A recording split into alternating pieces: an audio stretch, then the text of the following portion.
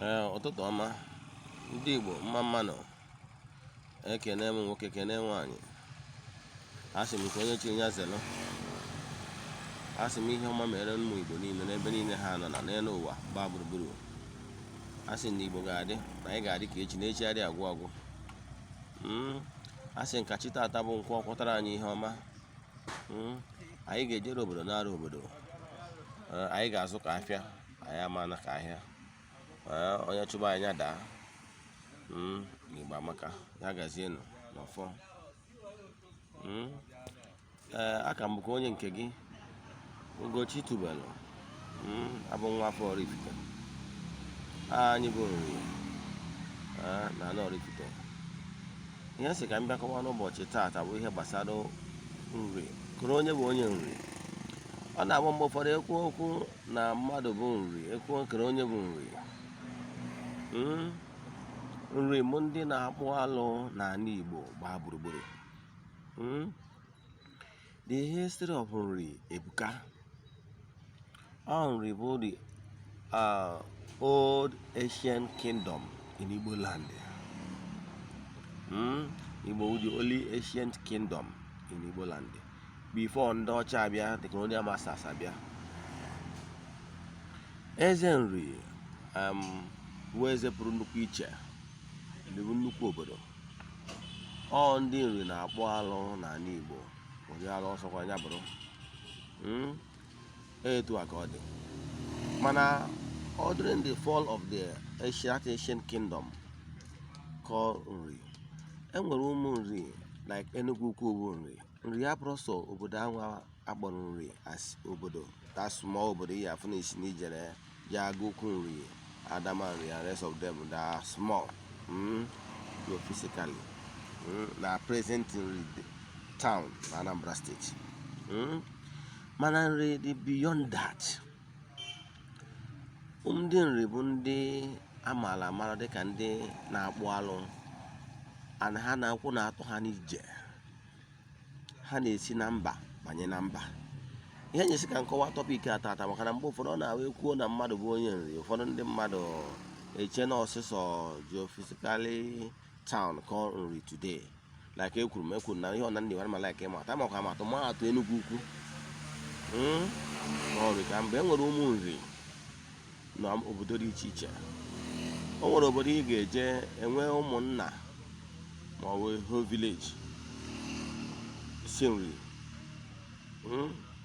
Mana ofu ihe bụ ihe dị common na ala Nri bụ na ndị Nri ebe ọbụla ha nọ, n'obodo ọbụla ha nọ, ha na-akpụ alụ.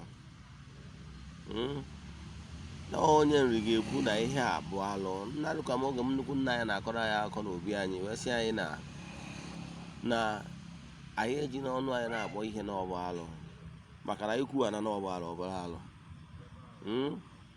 Abịa n'ihe eji akpụ alụ n'ala Igbo, ọ bụrụ akasịrị on stone na iwu na ọ ga-abụrịrị exactly ihe a. Ihe nna anyị gwara anyị. Ihe onye bụ onye Nri decidere na a ga-eji wee kpụọ alụ a ka a ga-eji wee kpụọ alụ a. And ọ bụrụ na okwucha ya si na ihe wetara n'ozugo. Ọ bụrụ na onye ahụ bịa, onye ahụ akpụrụ alụ kwupụtacha alụ o mere n'ihu aja anyị, kwubie na alụ ebe mee ihe ị kwesịrị ime alụ ebe. Nwanne ekere ọlụ eke, ekere ọlụ eke. So ọ bụgoro na Israel enwe ndị a na-akpọ agbụrụ Levi. Ndị agbụrụ Levi ya bụ ndị ọ bụ ọlụ ha ndị na-agba ụkọ. Lota na akụkọ akọrọ na Baịbụl wee sị na o nwere mgbe onye na-agba ụkọ na-aga n'ụzọ wee fụ onye Good Samaritan, wee fụ akọrọ akụkọ akọrọ maka Good Samaritan, wee fụ onye tọwọ n'ụzọ. N'ime onye ahụ fụ tọwọ n'ụzọ anwa, ihe kpatara na ọ ma eje metụ onye ahụ aka mgbe ahụ bụ na onye anwa na yanwa na onwe ya na-eje ije mee ofufe nru. And na onye na-eje inye mee ofufe nru ama emetụ ozu aka, maka ihe ọnya mere onye ahụ ji wee gafee. Then before Good Samaritan bịaziri n'uwe onye nkịtị, ihe nwee ike wee pay attention to onye anwa agwara anyị na ndị ekperima merụsịrị ahụ. So ihe na-achọ ịkọwa bụ na ihe gbasara na-ekere ọrụ eke ọ bụ na gịnị n'obodo ndị mba ọzọ enwere ihe ndị eji mara ndị so na-abịa na ịkpụ arụ n'ala Igbo nọọ ndị nri na-eme ya de na-abịazie na kere onye bụ onye nri akụwago m si na ọ bụrụ sọ ndị awa nọ na prezidenti anyị nri taa bụ sọ ndị nri o nwere ndị gasịrị n'ụwa ebe a na obodo dị iche iche gasị o nwere ndị ga n'obodo dị iche iche gasị nri na mma ihe ọmụmatụ na obodo a na-akpọ Oraifite o nwere vileji a na-akpọ Ezumere ihe a na-akpọ ya na present day time mana mgbe gboo ihe a na-akpọ ya bụ ebe nri na-ezu ike ebe ezumike nri n'ebe ezumike nri ya bụ maka ihi na ndị nna nna anyị ha Urudameshi na ụmụnne ya ndị si nri wee bịa ha bịa ha na-eje akpụ alụ na ọzọ ụbụrụ ihe ala Okija those area o wee bụ na ọ na-agba ha si ya nri wepụta ebe ha na-akwụsị ewu ebe a na-akpọ Urudameshi a dị n'ogbe ebe nri na-ezu ike na Oraifite so ebe a ka ha na-akwụsị ha kwụsịzie ebe ahụ wee si ebe ahụ wee na-aga jekpụọ alụ ndị a akọọla anyị akụkọ na obi anyị wee si anyị na nnukwu nna anyị a mgbe gburugburu nọ na-abụ ọbịa kwụsị na obi anyị wee jebezie obodo mba ọzọ dị iche iche gasị ọzọ bụrụ Okija ihe a gabazie nọ na-ebu rọba ọ na-ebu ihe o ji agbanye anyụnye mmamịrị na ọ na-ekwe anyụnye mmamịrị na ana ndị ọzọ ka ike ghara ịpụ n'obodo ndị ọzọ o mechaa ya ọ natakwa oburukwa ya natakwa na ofuo na Urudameshi na-etu a ka esi eme gboo wee bụrụzie na ha na-emebie ha nọchakwa were ebe a bụrụ ebe a na-eme ezumike ha mesizie ya na ụmụnne wee satụlụọ na present day Urudameshi dị n'ogbe Ezumere ebe nri na-ezu ike na Oraifite wee luo taa ọkwa ebe ahụ ka ndị nna nna anyị ha na-esikwa wee je na-ejegasị na mba dị iche iche na-akpụ alụ onye akpatakwara na abịa na Oraifite taa anyị nwabu ndị ji ọfọ oke mmụọ nọ n'Oraifite oke mmụọ nọ n'Oraifite na eke mkpụkpụ ụra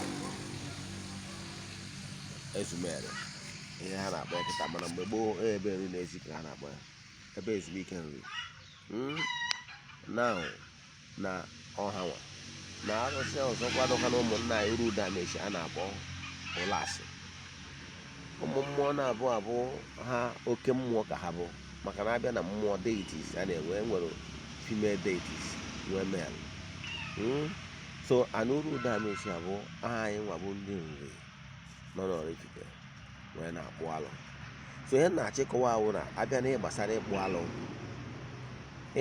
bụ onye ọ dịrị ịkpụ alụ bụ nwanri and na onye ọwụ onye ya awụwụ na okwu si ya ọsị na ihe abụ alụ ọbụla alụ so mana ihe na-achọ ịkọwara ụmụ Igbo bụ onye ọbụla gbaalụ ihe ọbụla Igbo kpọrọ na ihe abụ alụ o kwere nghọta dị uto na ndị ụka ọbịa bịara wee mebie ọtụtụ ihe n'ala Igbo ịmakwari na kịta na ụfọdụ ndị mmadụ na-anọkịta asị na nwanne na-edina nwanne ya na cousin na-edina nwanne ya ụmụ ihe ndị a bụ ihe bụ nnukwute alụ n'ala Igbo ma ọ bụ mmadụ nọkịta oje di na nwunye nna ya ọha alụ ka ọ bụ o nwere otu enyi nwoke onye Benue steeti mụ na ya na-ekwu okwu one day o wee sị m na nwunye nna ya obere nwa nwunye nna ya nụtara o wee ga na-edina nwa ya nwaanyị wee jụọ ya sị na helping my father na ọ bụrụ onye Benue wee sị ya nwanna na ala Igbo ebe nsipụta nọọ nnukwu alụ ka ọ bụ mana be ha o nwere ihe a gbọrọ ya maka ihi na obodo ụfọdụ enwere ihe a na-akpọ alụ n'obodo ha mana ala Igbo ịbụrụ nwa afọ Igbo ị na-etinye aka n'ụdị ihe dị etu a gị na cousin gị na-enwe mmetụta na-akwa iko alụ ka ị na-eme i wee bụrụzie onye ya pụta na ị na-alụ nwunye nna gị anya alụ ka ị na-eme obodo Igbo maka na obodo Igbo na-asọ ihe dị iche iche ịba anụ ugbo mmadụ ji egwuru ji mmadụ ma ọ jee ebe mmadụ nibara atụrụ ya ije kpụrụ ya alụ ka ị na-eme mana ụka ọbịa bịazi ndị mmadụ amarụzi aka nri na aka ekpe ụmụ ihe niile ndị mmadụ na-emezi bụrụzie alụ kwa ọnwa emechazi ọ na-enye nsogbu mgbe o nyewere nsogbu ndị mmadụ na-agbagharị bugharịwa rọba si na ministrị nke baa na ministrị nke ọnwekwa ajụjụ ị nwere ihe nkụzi n'ụbọchị taa gbasara ịkọwa gbasara nri na ndị ọ dịrị wee kwụalụ ị na-anya ya afọ akara ekwentị m WhatsApp nọmba send them message for inquiry ka m nyere gị aka maka na our mission is to help people live better life.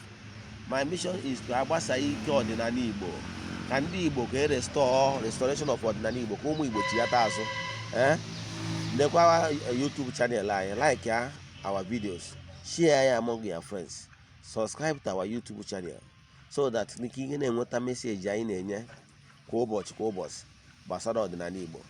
Ndị Igbo makanụ, ekene m ụnụ, daalụnụ.